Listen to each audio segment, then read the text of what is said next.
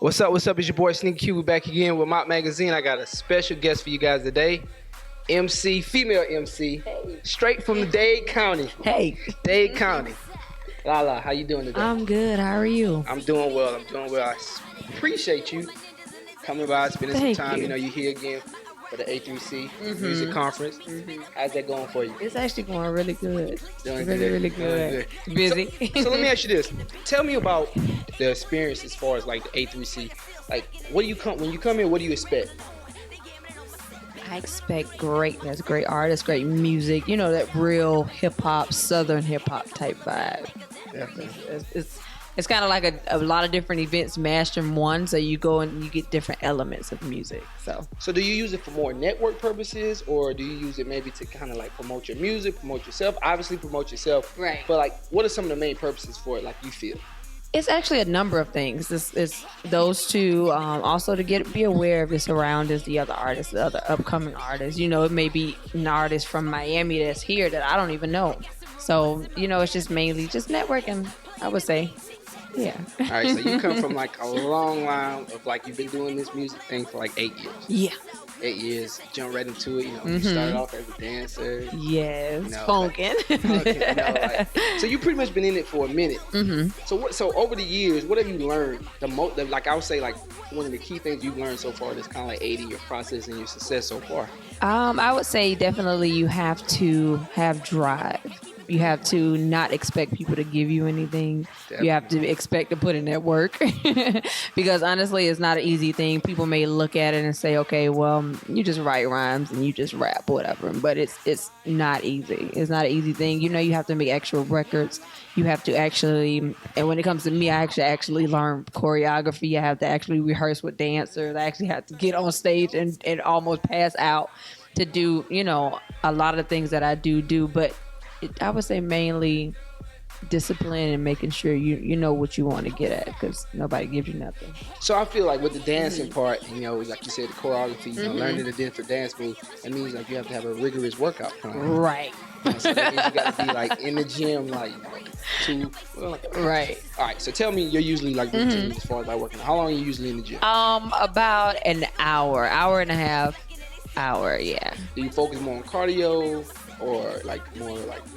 I do mainly cardio. I do 15 minutes of cardio, and that's mainly just to, you know, keep myself winded and good while I'm on stage. But I like toning. Like toning, crunches, and so like I'm super crazy on like abs. I love abs. Like abs and arms are like my thing.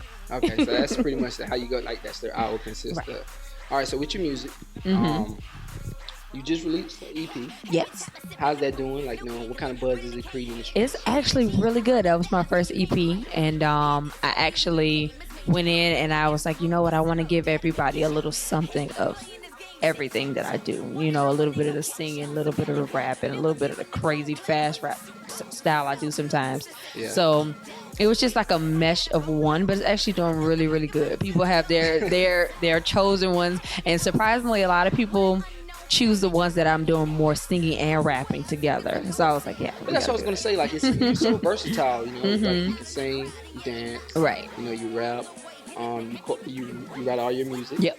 You know, everything. So tell me about that process of like when you get in the studio. Like, tell me Lala's process of creating music when she comes in the studio. Is it like sitting down, you know, more vibing, writing, or you pretty much like going and just freestyle it, or you know, pretty much everything's improv? I wish I can go in there and freestyle it.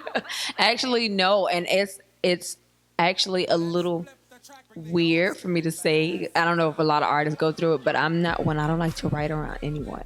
Like, I have to be completely to myself, like in a little side room to myself, no one, no interaction, and then I may call in my manager or something like that, and I'll let her hear it, like, hey, listen to this real quick. Other than that, it's kind of weird. In studio, I like to go in, I like to learn everything. Like my verses, I have to have them learned. I don't like to be in there recording too long on one song. It starts getting annoying to me. So I basically, you know, I'm home or in a secluded room in the studio, and I just make sure, you know, I get in, get the record done, and then I go in and lay it down. We knock it out completely. So when you realized that you wanted to do music, like, is this like something you like always like kid or as a child? Never. As a child, I wanted to be a dancer. Okay. I actually wanted to be a Missy Elliott backup dancer. Nobody can tell me. And honestly, to this day, if she would have asked me to still do it, I probably would do it. Wow. And I'd be like, yes, girl, let's go. But as a child, I definitely I never was into music at all. Like I listened because I danced. I listened because my mother was an R&B singer. So I was kind of like, brought up more on the old school rap and R&B. But getting into music, it's a weird story because I was actually back up dancing behind another female rapper. And we were in the studio getting ready for a show, and her producer was like, yo, any of y'all rappers sing? And I'm like, no. Don't look at me, please. So he ended up making us basically go in the booth. He wrote each one of us something, and he actually recorded it. And I hope he would never probably release it because it sounds crazy. But he actually wrote me like 2 weeks after on MySpace. And he was like, hey, you got potential. Like, hit me up. And from then on, we kind of just went with it. And it definitely, I would say, it's a lot of growth that I had from then. Well, I mean, I'm pretty sure, like, you never did it before. No. So pretty much it was just like something that you had to kind of like, you got thrown in the fire. Right. I really think sometimes that's like the best thing that can happen. Right. Because you kind of like, you get thrown in like this, uncomfortable as possible. So I mean, it can't get any worse than that. Right. All right. So what kind of new music you working on? Right now, I'm actually working on a lot of singles. Okay. Like records that, I can mesh into one project, but actually people were like, yo, this whole project can be singles. Like, let's just drop radio singles. And since I'm independent, I'm now working towards, getting on iTunes and, Spotify, different avenues of making revenue back from this music now. Definitely. So when do we expect some new music? I would say, let's say, hint, by January. By January. So like in Miami, do you like do like a lot of performances and stuff like in the clubs out there? I do. I try not to be so tangible because I actually have been performing for such a while. My first performance was back in 2009. Like that was my first performance, and it was actually Rick Ross's restaurant there. So I ended up performing at that, and after that, we don't have really many performers in Miami, like with the full set of dancers and things like that. So it was a new thing. So they have been calling, but it's kind of one of those things like, okay, let's make sure.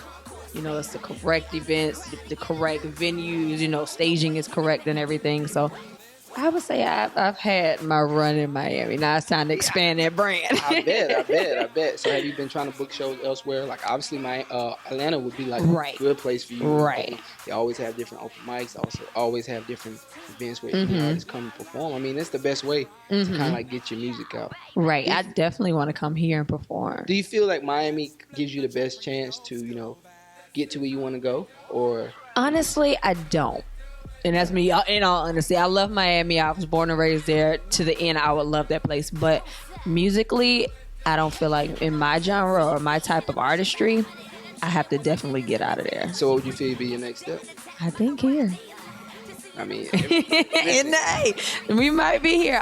We're actually having a couple talks about getting me here or LA or somewhere, somewhere very artistically inclined. I mean, if you are an artist, we've been doing this for a little over a year now, and like over 30, 40 plus artists, independent artists, and at least 60 to 70% of them aren't from Atlanta. They all here. We have people come in, really from different places, and like they've moved here just to chase their dreams. Like, right. As far as DC to Houston, to Maryland, South Carolina.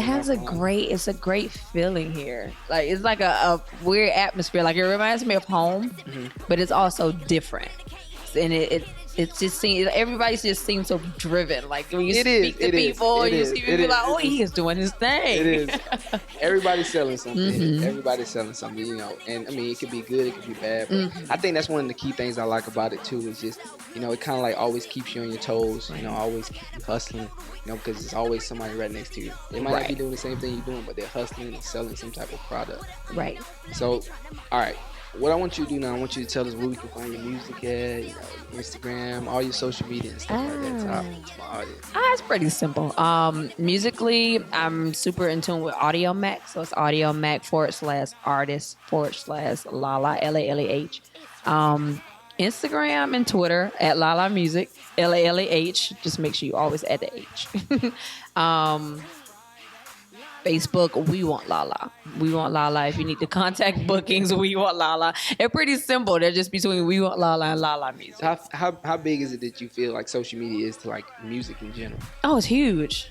Definitely huge. Streaming music, it just as sure as they can go and click a link and get all of your music, all of your videos, everything. I think it's very great. But I just feel like I still sometimes get out there, still passing out CDs and things like that because it should still have that history of music in there in some type of place. Yeah, I definitely understand that. Sometimes you got always the hand-to-hand combat or hand-to-hand exchanges are always good, but sometimes social media is like global.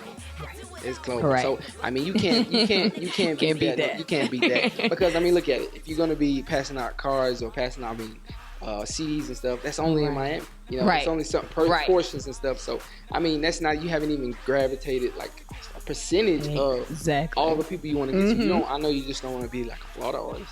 No, of course down not. south. So you want to expand. So that's why I said social media is big.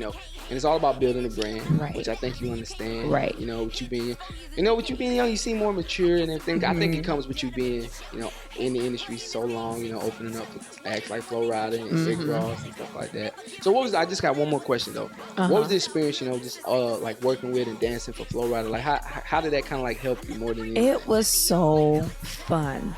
He's such a great artist, a great person in itself. Like he's very humble, very, not soft-spoken, but he's very chill.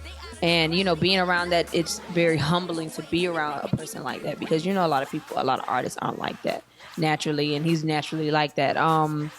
When it comes to touring and everything with him, it was an eye-opening experience because he does the type of genre of music that I definitely tamper into heavy. So to see even his fans and, the people that come and support him, this man sold out. What arenas were they? They were, I think, hockey arenas. He sold those things completely out. In my final show, I literally cried. I cried the whole tour. It was so funny. But it was crying because it was kind of like, it was a great opportunity, one.